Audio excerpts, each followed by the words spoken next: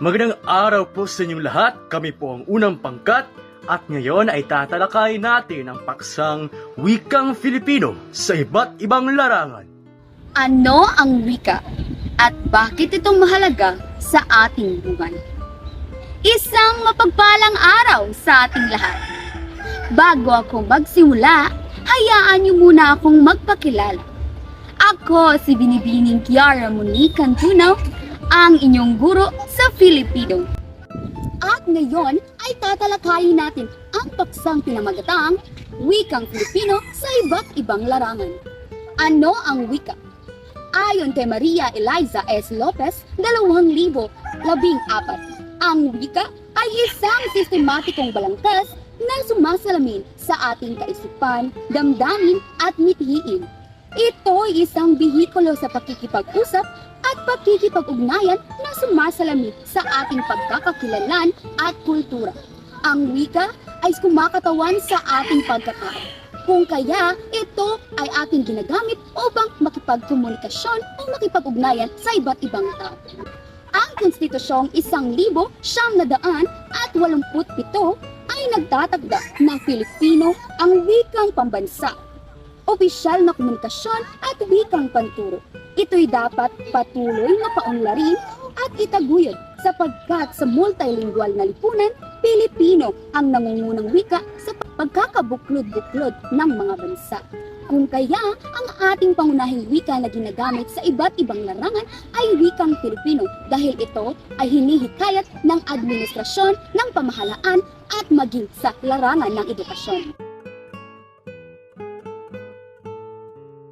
Ngayon ay dadako tayo sa ikalawang paksa o ikalawang bahagi ng ating talakayan, ang wikang Filipino sa larangang akademiko. Sinasaad dito na ang Filipino bilang isang larangan at larangan ng panitikan kung saan ang ating mga guro ay nagsisilbing instrumento sa impormasyon at pagkatuto ng mga mag-aaral. Itinataguyod ng pagyabong at pagpapangalaga sa buhay ng ating wika. Sa larangan din ito, ginagamit ang wikang Filipino bilang wikang panturo, pananaliksik at pagsulat sa iba't ibang sulatin gamit ang wikang Filipino. Bahagya ay nakikita niyo na ang wikang Filipino ay ginagamit sa larangan ng akademiko, maging sa paggagawa ng pananaliksik, paggawa ng sulatin, at kung ano pa mang paraan na maaari itong magamit. Hinihikayat rin ng ating mga guro na kung tayo ay nag-aaral o sa larangan ng Filipino ay tayo ay magsalita ng wikang Filipino upang tayo ay mas matuto at mas mahalin ang sariling atin. Kung kaya mga mag-aaral, kayo ay aking hinihikayat na magsalita ng wikang Filipino, matuto pa at paunlarin ito nang sa gayon ay ang wikang Filipino ay yumabong. Yun lamang po sa aking talakayan at ibibigay ko ang pagkakataong ito sa aking ikalawang tagapag-ulat na si Binibining Dayundon, na kung saan ay kanyang tatalakayin ang wikang Filipino bilang isang disiplina. Yun lamang po at mabuhay ang wikang Filipino. Magandang araw sa inyong lahat. Ako si Crystal Jane M. Dayundon. Ngayong araw ay pag-uusapan natin ang isang mahalagang paksa, ang wikang Filipino bilang isang disiplina. Una, isipin natin ito.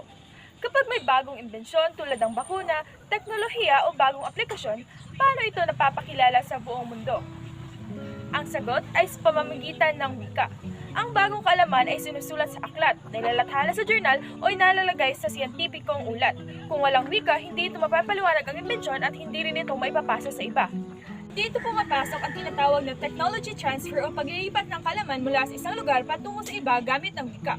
Ibig sabihin, ang wika ang tulay ng kaalaman. Bukod dito, mahalaga rin ang wika sa pag-unlad ng isang lipunan. Paano uunlad ang agham kung hindi malinaw ang pagpapaliwanag ng mga ideya? Kaya mahalaga ang isang wikang ginagamit at naiintindihan ng nakararami. At dito natin makikita ang mahalagang papel ng wikang Filipino. Tinatawag natin itong isang disiplina dahil mayroon itong sariling sistema at struktura. Pinag-aaralan ito sa akademya, ginagamit sa pananaliksik at ambag sa agham, sining at humanidades.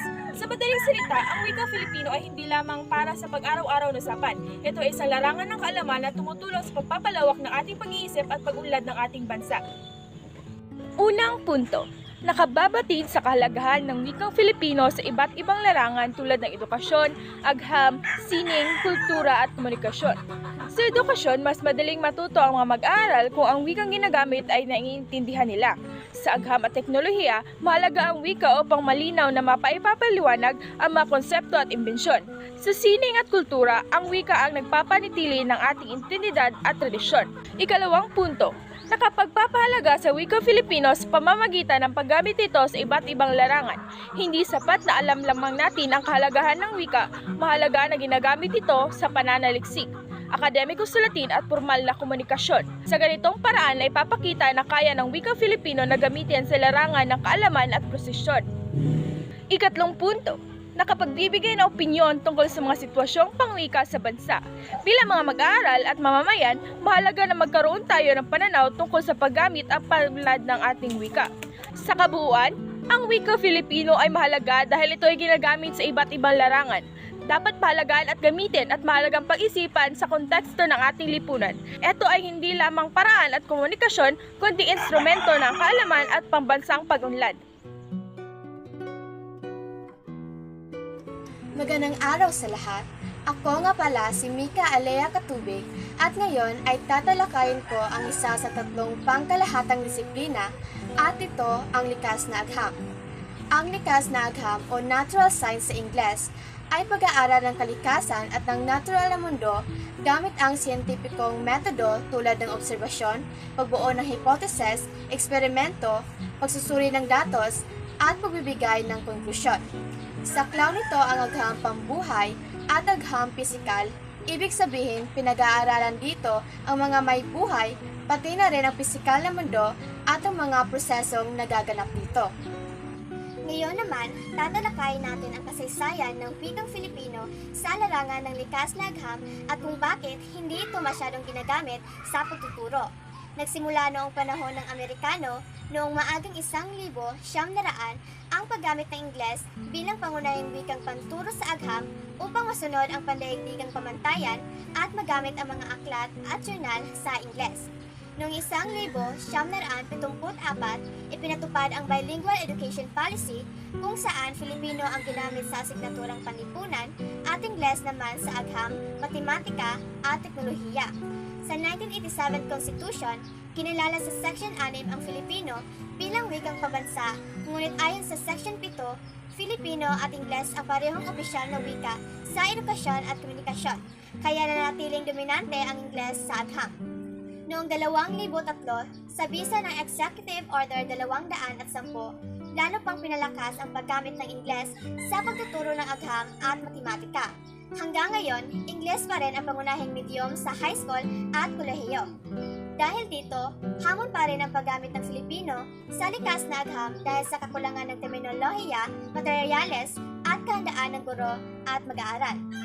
Pag-usapan naman natin kung ano nga ba ang kahalagahan ng wikang Filipino kapag ginamit sa pagtuturo ng likas na agham. Una, mas madaling nauunawaan ng mga mag-aaral ang mga konsepto dahil ginagamit ang wikang pamilyar sa kanila. Ikalawa, napapalakas ang partisipasyon sa klase sapagkat mas malaya silang magtanong at magpahayag ng kanilang ideya. Ikatlo, nababawasan ang hadlang sa wika o language barrier kaya mas nakapokus ang estudyante sa pag-intindi ng konsepto kaysa sa pagsasalin ng wika. At higit sa lahat, napauunlad ang wikang Filipino sa larangan ng agham hindi lamang bilang pangkomunikasyon kundi bilang wika ng kaalaman. Ngayon ay dumapo naman tayo sa wikang teknolohiya. Alam ko na mayroon na kayong ideya patungkol nito dahil ginagamit natin ang wikang teknolohiya sa pang-araw-araw. Ano nga ba ito sa kahulugan? Ito ay nabunsod na maging moderno ang bagay na makakatulong upang maging magaan ang pag-aaral, transaksyon, komunikasyon, paglilibang at marami pang iba. Dahil sa teknolohiya, mas napapadali ang pagkuha ng impormasyon, pakikipag-ugnayan sa iba at ang pagsasagawa ng iba't ibang gawain sa pang-araw-araw na buhay. Ano ang wikang Filipino sa larangan ng teknolohiya? Sa panahon ng ating makabagong teknolohiya, ang ating wikang Filipino ay napapagitnaan ng napakaraming wika mula sa iba't ibang bansa. At minsay, ang ibang wika ang pinapahalagahan kaysa sa ating sariling wika. Sa mundo ng teknolohiya, ang mga websites or apps tulad ng Facebook, Twitter at Google ay maaari mo nang magamit sa wikang Filipino. Kaya, huwag nang mag-aalala kung hindi makaintindi ng mga banyagang salita. Gamitin natin ang ating sariling wika. Ipanapakita nito na kahit maraming banyagang wika ang nangingibabaw sa teknolohiya, may lugar pa rin ang wikang Filipino sa mga digital na platforma. Kapag pinili mong gamitin ang sariling wika sa online na espasyo, mas napapalaganap mo ito at napapadali ang pag-unawa ng mas maraming Pilipino. Ano ang medium ng mensahe sa larangan ng teknolohiya? Ang medium ng mensahe sa larangan ng teknolohiya ay gumagamit ng mga kagamitang tulad ng computer, cellphone, tablet, at laptop upang makalikha, makapagpadala, at makatanggap ng impormasyon. Ilang salitang karaniwang ginagamit sa larangan ng teknolohiya ay computer, cellphone, website, email, at status.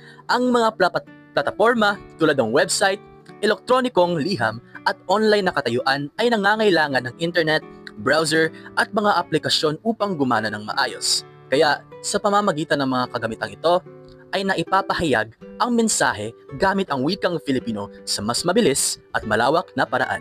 Ngayon ay darating na tayo sa mga media. Ano nga ba ang media?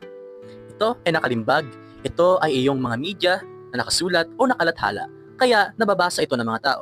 Kapag sinabing limbag, publish. Ito ay mga dyaryo o newspapers, tabloid, comics, magazines, tweets sa Twitter, Instagram din, at Facebook post, at mga caption ng larawan sa Instagram, katulad ng mga posts sa Instagram, mga blog, digital newspapers, at mga websites katulad ng mga Google, Reddit, infographics, mga libro, online books or physical books, advertisements na binabasa, hindi pinapanood lang, mga flyers at brochures katulad ng Avon at mga magazines.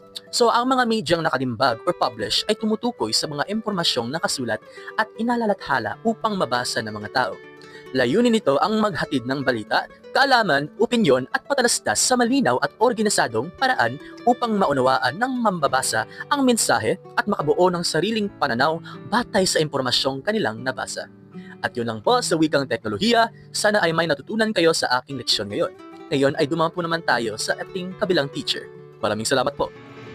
Magandang araw. Sa video na ito, ipapaliwanag ko kung paano ginagamit ang wikang Filipino sa larangan ng matematika.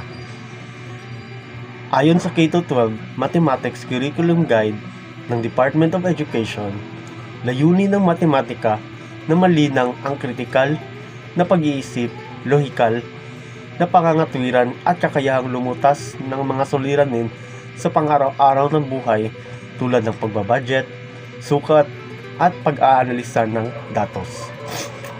Mahalaga ang wika sa pagkatuto ng matematika. Nakasaad sa Republic Act No. 10533 o Enhanced Basic Education Act of 2013 na maaaring gamitin ang Filipino bilang wika ng pagtuturo ng matematika. Depende sa asignatura at antas. Ibig sabihin, pwedeng gamitin ang Filipino upang mas madaling maunawaan ng mga mag-aaral ang konseptong matematikal. Ayon din sa Komisyon sa Wikang Filipino, layunin nilang paunlarin ang Filipino bilang wikang ginagamit sa iba't ibang larangan, kabilang ang agham at matematika. Sa kolehiyo naman, kinikilala ng Commission on Higher Education ang Filipino bilang wikang akademiko. Ilan sa mga karaniwang salitang mathematical sa Filipino ay bilang ekwasyon, formula, datos, sukat, graph, at estadistika at lohika. Sa kabuuan, ang paggamit ng wikang Filipino sa matematika ay suportado ng batas upang mas malinaw at may paliwanag at maunawaan ang mga konsepto nito. Yun lamang po. Maraming salamat. Magandang araw sa lahat. Ako si Dorothy Baguio at ngayon ay tatalakayin ko ang agham panlipunan at ang papel ng wika sa lipunan lalo na sa batas at politika. Ano nga ba ang agham panlipunan? Ang agham panlipunan ay pangkat ng mga disiplinang nag-aaral ng pag-uugali ng tao at mga pangyayari sa lipunan. Layunin nito ang maunawaan ang kilos ng tao bilang individual at bilang bahagi ng mga institusyong panlipunan. Ibig sabihin, hindi lang nito tinitignan kung ano ang ginagawa ng tao, kundi bakit niya ito ginagawa. Halimbawa, bakit may mga tao sumusunod sa batas at may ilan namang lumalabag? Bakit may pagkaiba-iba sa antas ng pamumuhay ng mga tao sa lipunan? Ngayon naman, tingnan natin ang papel ng wika sa batas at politika. Ang wika sa larangan ng batas at politika ay ang pangunahing kasangkapan sa komunikasyon ng pamahalaan at mamamayan. Ang dalawang proseso ito, ang paghatid ng batas at ang pagdugon ng mga mamamayan. Halimbawa, kapag may bagong batas o ordinansa, kailangan itong malinaw na maipaliwanag upang maintindihan at masunod ng mga tao. Kaya mahalaga ang paggamit ng Filipino o wikang mas madaling maintindihan ng nakakarami. Bukod dito, may mas malalim na kahulugan ng wika sa agham panlipunan. Ang kahulugan ng wika sa agham panlipunan ay hindi lamang paraan ng komunikasyon, kundi kasangkapan din sa pag-unawa sa istruktura at paniniwala ng lipunan. Sa pamamagitan ng wika, ay papakita ang karanasan at pananaw ng mga tao. Halimbawa, ang salitang ginagamit sa media o politika ay maaaring makakaapekto sa pag-iisip ng mga mamamayan. Dahil dito, mahalagang malaman natin ang papel ng wika sa lipunan. Dahil ang papel ng wika sa lipunan ay salamin ng kultura at pagkakakilanlan ng isang komunidad. Pinapakita nito ang ating mga paniniwala at pagpapahalaga. Maaari rin ito maging instrumento ng kapangyarihan lalo na sa batas, politika at pananaliksik. Kaya mahalagang gamitin ang malinaw at angkop na wika upang mas maintindihan ng mga. Sa kabuuan, makikita natin na ang wika ay mahalagang bahagi ng agham panlipunan dahil nakakatulong ito sa pag-unawa sa batas, pamahalaan at sa ating lipunan. Maraming salamat. Magandang araw po. Ako po si Kisa Nicole Pensive Disipulo at ngayon ay aking tatalakayin ang wikang Filipino sa larangan ng Humanidades. So una, atin munang bigyang pakahulugan kung ano ang Humanidades. So Humanidades ay mula sa salitang Latin na humanus na nag-isipin ay tutulong sa tao. Ito ay may kaugnayan sa atin sa pagiging tao. Ito ay sa disiplina na nakatuon sa pag-aaral ng tao, kultura at karanasan. Sa klaw ito, ang iba't ibang anyo ng sining tulad ng musika, arkitektura, pagpipinta, sayaw, at panitikan. Sa pamamagitan nito, ating naipapahayag ang ating damdamin, pangarap, adhikain at pananaw sa buhay. Dahil dito, mas nauunawaan natin ang ating sarili at ang ating kapwa. So ngayon naman ay ang pinagmulan ng Humanidades. So Humanidades ay umusbong bilang reaksyon sa eskolatisismo noong panahon ng mga Griego at Romano. Noon, ang pag-aaral ay nakatuon lamang sa lohika at relihiyosong doktrina. Ngunit, pinakita dito ang kahalagahan ng pag-unlad ng pagkatao. Hindi lamang ito nakasentro sa praktikal na kurso, kundi sa paghubog ng isip, asal at pagpapahalaga ng tao. Ngayon naman ay ang layunin ng Humanidades. Layunin ng Humanidades ang hubugin ng tao, hindi lamang kung ano siya, kundi kung paano siya magiging tunay na tao. Nakatuon ito sa pag-unawa ng kaisipan at kalagayan at kultura ng tao upang makabuti ang pakikipag-ugnayan sa kapwa at lipunan. Ayon kina J. Erwin at Newton Lee, tinutulungan ng Humanidades sa tao na maging ganap na mga tao at paunlarin ang isip at lipunan, hindi lamang ito sa paghahanda ng karera, kundi para sa kabutihang panahon. Ngayon naman ay dumako tayo sa larangan ng Humanidades. Maraming larangan ang saklaw ng Humanidades, kabilang dito ang panitikan na sumasaklaw sa wika, teatro, nobela, tula at iba pang aktang pampanitikan. Kasama rin dito ang filosofiya ng relihiyon na nag-aaral ng paniniwala, pagpapahalaga at pananaw sa buhay. Ang sining visual naman at performing arts ay kinabibilangan ng pelikula, teatro, sayaw at musika. Mayroon ding applied at malayang sining tulad ng fashion design, interior design, at calligraphy na nagpapakita ng malikhaing pagpapahayag. Ngayon naman ay ang metodolohiya at estratehiya sa Humanidades. Sa Humanidades ay gumagamit ng analytical, critical at spekulatibong pag-aaral upang masuri ang mga akda at ideya. Sinusuri ang mga teksto sistematiko at organisadong paraan upang maunawaan ang kahulugan at mensahe nito. May tatlong pangunahing estratehiya. Una ay ang impormasyonal na nagbibigay ng paktual na impormasyon at paglarawan. Ikalawa naman ay ang imahinatibo na nakatuon sa malikhaing akda tulad ng nobela, akula. At ang panghuli o ang pangatlo ay ang pamumubingsina na naghihikayat o nagbibigay ng argumento upang makaimpluwensya sa pananaw ng iba. Ngayon naman ay ang role or role ng wikang Filipino sa larangan ng humanidades. Pagpasensyahan nyo na sapagkat nakalimutan ko ang Tagalog ng role. So, wikang Filipino ang pangunahing daluyan ng pagpapahayag ng humanidades. Sa pamamagitan nito, ating maipakita ang ating kultura, identidad, at karanasan natin mga Pilipino. Nagiging instrumento ito sa pagpapalaganap ng sining, panitikan, at mahahalagang ideya sa lipunan. Higit sa lahat, pinapalakas ito ang pambansang kamalayan at pagkakaisa sa pamamagitan ng wika at kultura. So, to wrap it up, Humanidades ay pag-aaral tungkol sa tao at kultura. Dito natin na ipapakita ang ating mga ideya sa ating mga nararamdaman at pananaw natin sa buhay sa pamamagitan ng sining at panitikan. Bakit nga ba ito mahalaga? So, mahalaga ang wikang Filipino sa larangan ng humanidades sapagkat dahil dito o dahil sa wikang Filipino ating naipapahayag ang kultura at pagkakakilanlan natin bilang mga Filipino. Magandang araw! Ako nga pala si Binibining Aning Norbiano, ang iyong tagapag-ulat sa araw na ito. Ngayon naman ay tatalakayin natin kung ano nga ba ang wika sa larangan ng sining. Ang wika sa larangan ng sining ay tumutukoy sa lahat ng anyo ng pakikipag-ugnayan na gumagamit ng salita, pasulat man o pasalita, upang maipahayag ang idea, emosyon at karanasan. Ang sining ay galing sa salitang Latin na ang ibig sabihin ay kasanayan o kakayahan. Ang sining ay ginagamit sa maraming paraan, gaya lamang ng sining sa pakikipagtalastasan, pag-awit, pagtula, pagbasa, pagtatalumpati, pangtanghalan at iba pa. Ang sining at disenyo ay may sariling wika, isang sistema ng pagpapahayag at visual na komunikasyon. Ito ay katulad sa wika ng pagsusulat o pagsasalita. May struktura, tuntunin at gramatika na nagbibigay kahulugan sa visual na anyo. Ngayon naman ay pag-usapan natin bakit mahalaga ang wika sa larangan ng sining. Ito ay dahil hindi maaaring tumayo mag-isa ang sining ng walang wika. Sa maikling salita, walang sining na magaganap kung walang wika. Ito rin ay dahil ang sining ay isang pandaigdig na wika na may kakayahang pag-isahin ang lahat ng sangkatauhan. Ngayon naman ay pag-usapan natin ang mga elemento sa wika ng sining. Una, ang linya. Ang linya ay nagpapahayag damdamin at direksyon. Pangalawa ay ang kulay. Ang kulay ay nagbibigay damdamin at tono. Pangatlo naman ay ang mga hugis, espasyo, tekstura at value. Ito naman ay bumubuo ng visual na teksto. Ano nga ba ang sining sa pagsasaling wika o sa ibang salita pagtra-translate?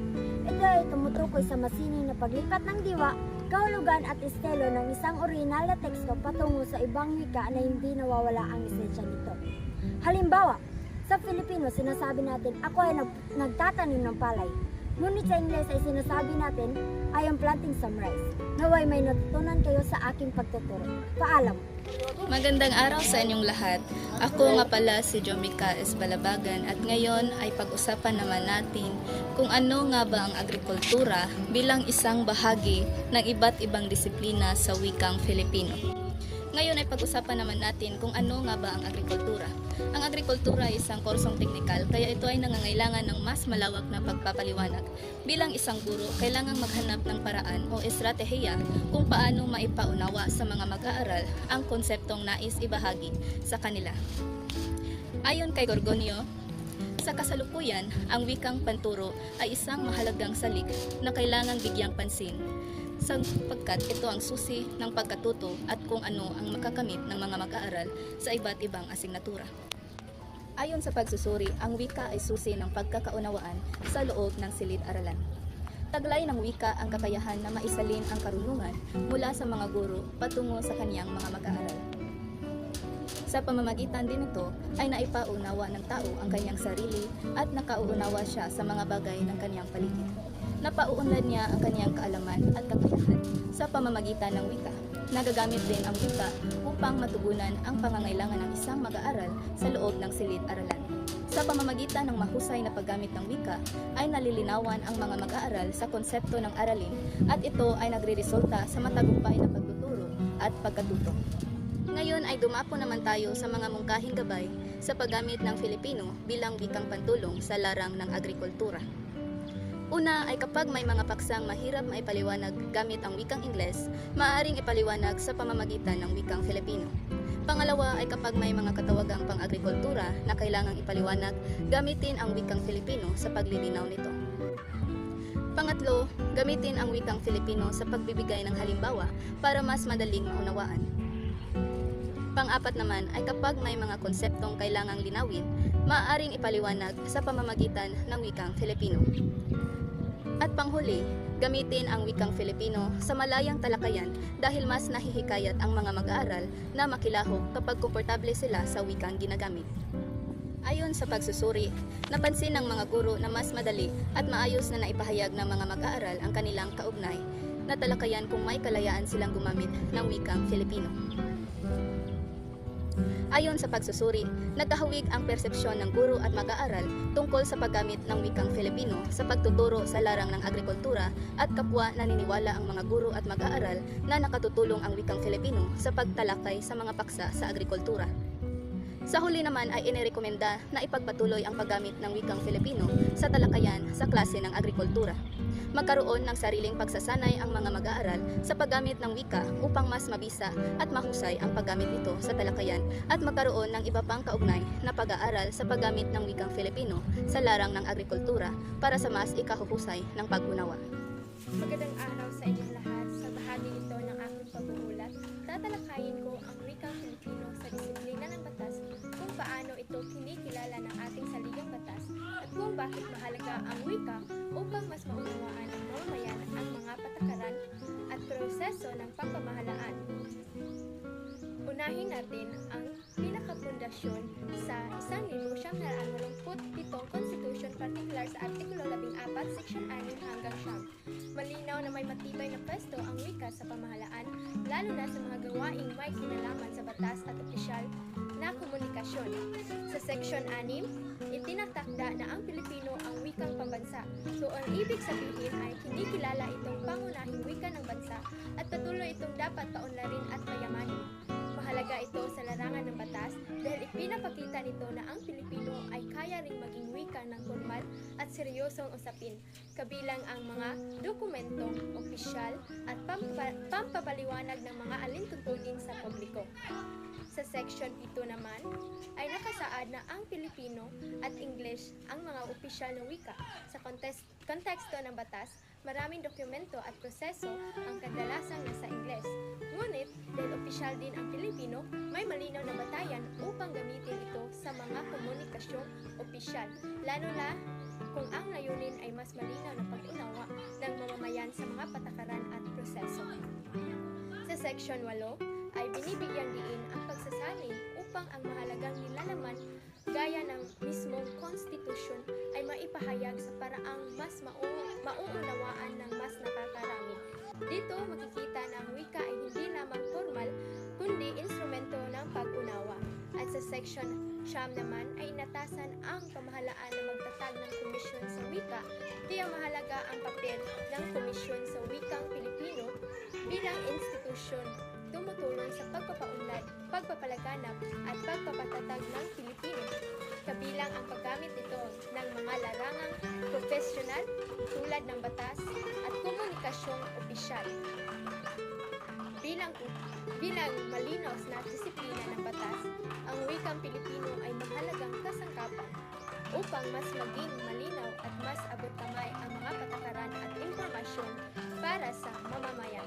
Kapag mas naiintindihan ang wika ng batas, mas nagiging makabuluhan ang ugnayan ng pamahalaan at ng tao. At yun lang, maraming salamat. Magandang araw po sa inyong lahat. Ang aking tatalakayin ay tungkol sa wika sa kontemporaryong panahon at ang papel ng mass media.